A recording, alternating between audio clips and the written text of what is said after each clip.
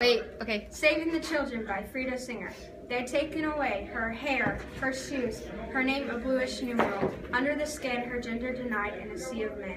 Yet something of her as she's remained. In the barracks, where work makes one free, she learned to stand, motionless, from 5 to 10. For zeal appeal, camouflaging her skin, or blemishment, selection to the left.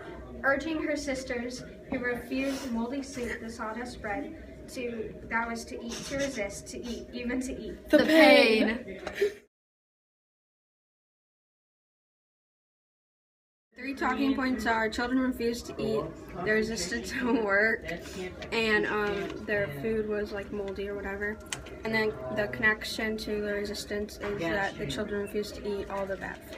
The single greatest act of the Jewish resistance during the war was the defense of the Warsaw Ghetto. The ghetto was a walled area of the city where Jews were confined. On April 19, 1943, German troops began to liquidate the ghetto. Resistance fighters held them off for 3 weeks. 18-year-old Jacob Smikowski fought to avenge the deaths of his mother and sister, wrote this account of the fighting.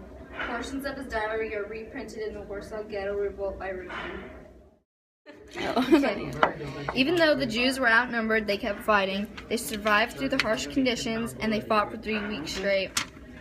The quote that I picked was that when the battle was over, 7,000 Jews had been killed in the fight, and 6,000 burned to death in their hideouts. The Nazis planned to arrest the Danish Jews. A German official named George Duckwitz gave warning. Word spread quickly. Ordinary Danes hit Jews in homes, shops, bars, and convents. The Germans were able to capture only 484 Jews. More than 7,000 were smuggled to safety in Sweden. Sweden.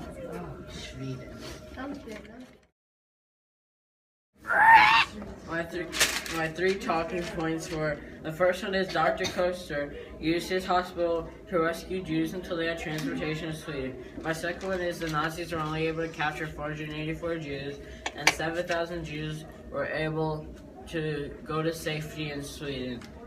My quote is, there aren't 40, said the gatekeeper, there are more than 140. My theme is, people sacrifice their lives for others that they care for. And my connection is, Koester and his staff were willing to sacrifice their lives for the Jews. You can crop it. Okay. Small pamphlets urging the Germans to resist the abominable tyrant. Adolf Hitler began appearing in 1942.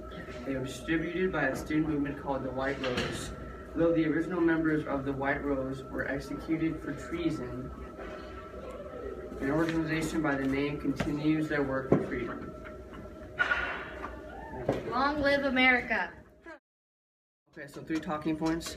Hans, Sophie, and Christoph were executed for treason. They expressed their feelings when no one else did. The organization White Rose still continues to work for freedom today. The summary: the White Rose was a student movement that tried to show the true evil of Hitler, but inevitably ended up getting executed for treason. Quote, somebody after all had to make a start. What we wrote and said is also believed by many others. They just don't dare to express themselves as we did. Connection: the White Rose students sacrificed themselves for freedom, and the theme: whatever you want to do in life, you must be able to sacrifice other things to achieve your goal. But you can have seen and will see every doorstep in the ghetto becoming a stronghold and remaining a fortress until the end. All of us may perish in the fight, but we shall never surrender. We, as well as you, are burning with a desire to punish the enemy for all his crimes, with a desire for vengeance. It is a fight for our freedom, as well as yours. As well as yours. My 3 talking points are: never surrender, put up a fight, and fight for freedom. Okay, I'm going next.